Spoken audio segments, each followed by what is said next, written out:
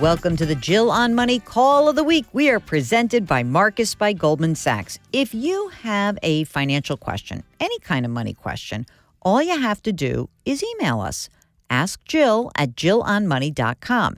Ask Jill at JillOnMoney.com. And if you're noodling around the website at JillOnMoney.com, you can always click the contact button. It's in the upper right-hand corner. So today we've got Molly, who's on the line from Boston. Hello, Molly. Welcome to the program. How are you? Good. Thank you so much for having me, Jill. Oh, happy to have you right here and now. And tell us what's on your mind. How can we help you out? Okay. So my husband and I have been renting for 5 years this week. We love where we rent, very low rent. We were showed a property that we weren't even looking at really to buy a home closer to where we work, but it's a complete gut job. I mean, down to the studs. You know, it's a big project. And so when we were talking about how cool this would be for us, it came out that we couldn't get a mortgage for this because apparently you need walls to get a mortgage on a house. Who knew? Who knew? We were talking to the realtor, and she pointed us towards a 203K construction loan. And so I was just, basic Google search, and I just wanted to know what you thought the pros and cons of that were. First of all, I did the same thing when Mark told me that's what your topic was. I did a basic Google search because I didn't know anything about this either. Oh, so there we go. I really, and I was really interested. So it's part of the FHA program for those folks who don't have big down payments. And so that's a lot of first-time home buyers, honestly. But you're right. This thing called a 203K is essentially for fixer-uppers. And it allows you to finance a purchase and then a bunch of money in remodeling costs, I think $30,000 or so. And it does require a smaller down payment. It can work for sure. That's like the upside. The cons, as I understand it, is that there has to be a contractor, a professional contractor. So it's not like you and your husband would be like, putting walls up. It could take a long time to close. It's not available from lots of lenders. There's lots more paperwork. But let me tell you the biggest con that I see. Mm-hmm. It can be a money pit for you. And so let's talk a little bit about what else is going on in your financial life and whether this really makes sense because, as you said, you're sort of happy renters. So let's start with how much do you guys make? I make about $100,000 a year, and my husband makes about $110,000. Okay. You're married. Do you have kids? No kids. And any plans to have children in the near future? I wouldn't say near future, but I would say within a 5-year window. Okay. How old are you guys? I'm 27, and my husband is 29. All right. The rent, how much is it? $1,800. What? I know, in Boston. Come on! I don't want anyone to know about it. Is there any reason why you're thinking about buying when your rent is that cheap? I think it just sort of feels like the next step of thing that we're supposed to do. We would love to own a home someday, and this just seems like an interesting way we could go about doing it.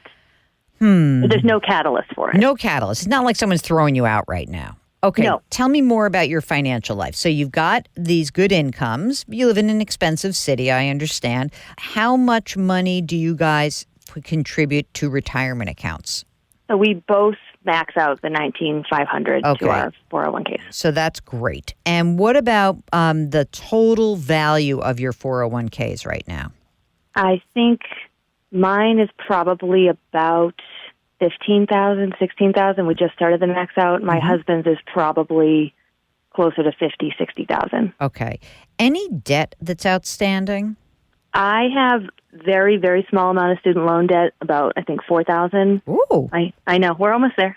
My husband has slightly more, probably closer to $60,000. We both have a car loan with about $12,000 each on that, but no credit card debt to speak of. How's the cash flow right now? I mean, you've got this low rent, but you got the loans and you're maxing out. So do you feel okay, comfortable where you stand? We are incredibly good savers. I think right now, for the past year and a half, we've been paying $1,800 in rent, but saving $1,000 a month for a house down payment. And even then, I never feel like we're strapped for cash. How much money do you have in savings/house down payment fund? There's probably about $15,000 in the house fund, probably about $40,000 in mutual funds that we have through Fidelity, And then we each have our own emergency fund that has probably, $5,000 to $10,000 in it. All right. Great. Fantastic. How much is the interest on the car loan? Mine's about 5%. My husband's is much lower.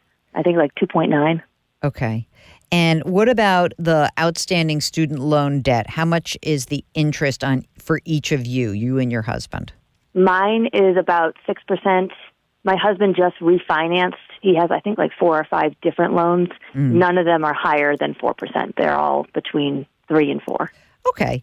So here's what I would do. The mutual funds, I presume you have lots of gains in those mutual funds because they're taxable and the markets have been going up. So is that fair to say that most of the money that's in there is a gain? Mm-hmm. I really want you guys to be thinking, and maybe you don't have to take the gains if you don't want to. I don't want to go crazy with this, but I would really be focused on getting rid of any debt that is, let's say, more than 4%. Just get rid of it. And, I know car loans are not a great deal, obviously, because it's depreciating asset. But I feel like right now, instead of buying a home, you could be essentially like just cranking on your debt, not dealing with a mortgage, and have more opportunities. And then, yes, it could be a good opportunity for you to gut this house and build it, but it could also drain a lot of your cash flow at a time when you're really making great progress. So I'm not like a huge fan of this purchase. I mean, who knows? Maybe you're going to have kids, you want to move to the burbs. Maybe this is not the right house for you. Like, it seems like the greatest house in the world this second, but maybe your life's going to change. So if you are saying I'm paying $4,000 a month in rent, it would be more compelling to me. It really would be. But I feel like your rent is so cheap, you can get rid of all this debt, save a ton of money, and kind of like ride it out a little bit in terms of the house purchase. I don't know. I'm not feeling the compulsion when you say, I guess it seems like the next thing we should be doing. I don't know. I agree with you. And I'm glad that I can take this back to my husband because it feels, I think, more the next thing he thinks we should be doing. When I read your book and it says rent as long as possible when we have no need to own a house. Yeah, and like that's a ton of energy also, like going through a project like that. And you should talk to some people who've done it, which is like, it's not great for a relationship, it's not great for your life, it's not great for your work. It's just a lot to do. So I think for now I would be focused on paying down the higher interest debt. You can keep accumulating money in a home down payment fund. But again, I don't know. I'm sort of feeling like you got a couple of years here. Let's see what happens.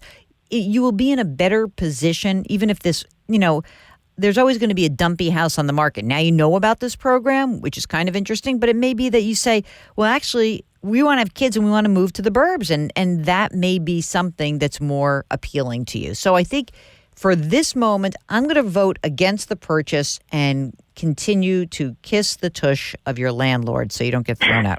And we love it. And so I guess I had never thought of going into the mutual fund money to pay off some of this debt. You don't see a major problem with that? I don't think it's like a huge problem. Look, I don't want you to necessarily have a massive tax hit, okay? Yeah. But if for some reason you had something in the account that was like break even and whatever, yeah, why not? Because you made so much money in the market, the last couple of years. Why not rebalance it and basically say, I mean, it's sort of a funny asset allocation strategy. You could say, well, normally I would rebalance. I wouldn't have $40,000 that was all in stocks, right? Mm-hmm. And you'd say, I would have some money in bonds. Instead of taking the money and putting it into a bond fund, maybe you just pay off another fixed income instrument like a student loan or a car loan.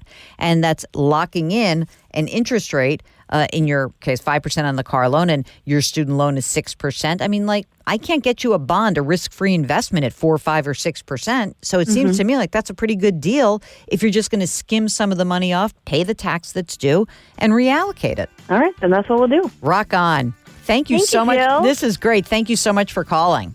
Absolutely. Thank you. All right. Take care.